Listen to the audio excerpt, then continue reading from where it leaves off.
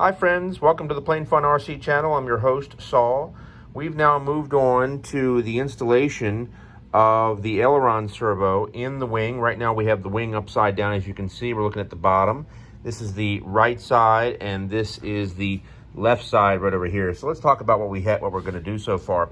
First and foremost, we took a look at the plans and the exit point for the push rod, had you been using the push rods that they recommended, would normally be right about here roughly, and it would come out this way. So what we did is we took a ruler here like so, put it right up against the trailing edge of the wing, and we marked off 2 inches, and you can see that's where the door is going to sit, okay?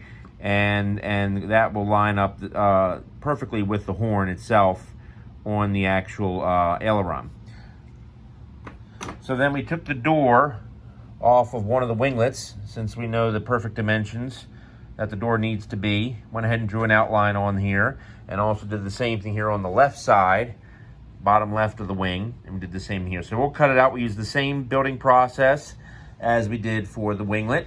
And then what we'll do is then we'll take a router and we'll route the, put a slice in the wing just so deep and route it so it goes all the way up here so the wire is able to exit up in this area, and we'll do that for both sides. All right, more to come.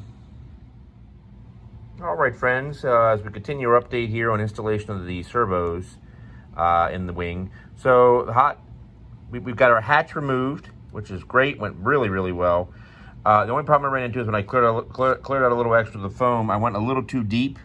As you can see here, it's really thick. It's way too thick. We only needed about a 1/4 inch depth. So I'm going to wind up gluing this piece back in and cutting it again with the hot wire. The front portion here is pretty much the proper depth. It's the rear portion that's way too deep. So it's easier just to glue it back in. We're going to epoxy it back in place. Because keep in mind that servo frame right here is going to be epoxied to here, so we want to make sure this is secure and in place. The left went a lot better. We've got a proper depth here. We'll sand this smooth a little bit, and but it's perfect. So we'll go ahead and we'll move forward with the installation. But for right now, we're going to go ahead and let the right dry. Make sure it's fully dry before we do any more hot wire cutting. But now I know, just don't go quite so deep. So keep that in mind, folks, when you're making your cuts, whether for the winglets or for the plane, you only need a 1/4 inch depth. That's it, okay? And when I mean 1/4 inch, I'm talking from the bottom of the sheeting. Let me zoom in a little bit. There's the bottom of the sheeting right there on down. Okay, that's what I'm talking about. All right, friends, more to come. All right, friends, as we continue on, let me show you what we've got going on here. We've got our door rails in place, and we have our servo frame. And you'll notice here I filled in the dead space around the servo frame with epoxy because we've taken a large chunk out of the wing, and I don't want this large chunk to become a weak spot in the wing.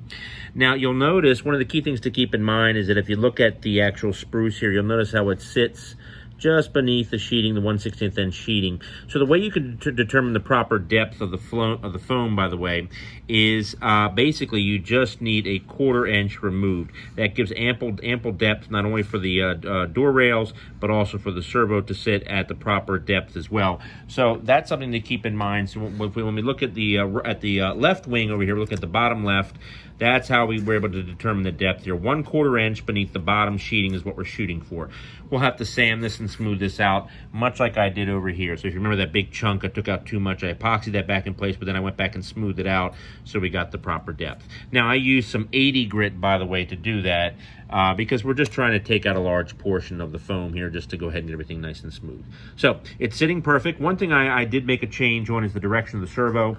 Initially, the servo itself was going to sit in this direction with the arm, sorry, here we go, and with the arm facing forward like that. However, it turned out where that was not going to work because the wire running from here all the way, running from here all the way to the center of the wing would have gotten in the way of the arm. So it was better. It's better if I just take it and mount the servo like this in this direction. All right, more to come.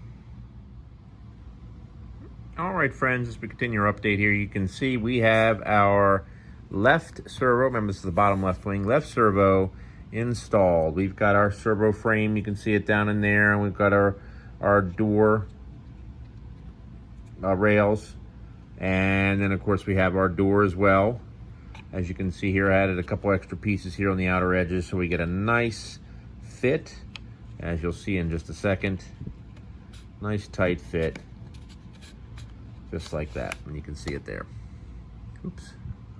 There we go. So we've got a nice fit on that servo door, and we've got our notch in place. So that's basically done. We're just going to mount the door, and then we're going to take a Dremel with a cutting bit, and we're going to make a nice line going all the way up there. Okay, so we can go ahead and route that spot for the servo lead.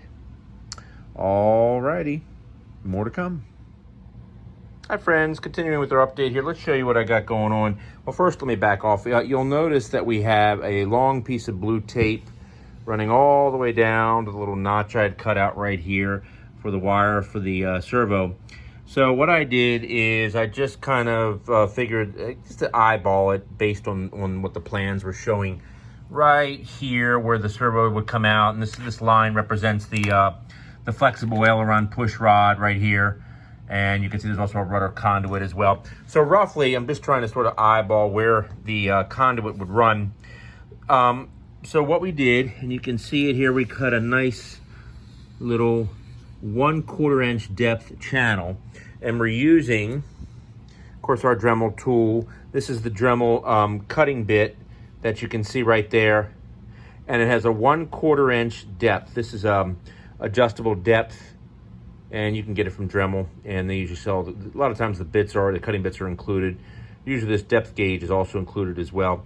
Anyway, that's what I did on the, right now we're looking at the bottom left, and now that worked out extremely well. We're gonna go to the bottom right. Let me show you how well it worked. So we'll take our servo lead here, the twisted stock lead, and you'll notice how it just drops right in there. Let me get the set. There you go. Boom. Drops right in. Absolutely perfect, or just like that. See that? Nice and flush, perfect depth. So that's going to be perfect. That's going to be absolutely perfect.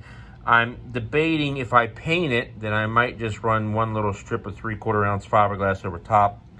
However, I'm strongly considering maybe instead of painting, going to just do some covering instead. And in that case, we'll just leave this here, and when the covering goes over top, it'll cover up that slot. The advantage of not fiberglassing that, though, is that if the servo fails at any point, all I would need to do is make a little cut right here with an X-Acto blade, pull the lead out, put a new servo in, boom, you're done. If I fiberglass, it's going to be a little more difficult, because it means I would still be able to cut it, but then I'd have to repaint it as well.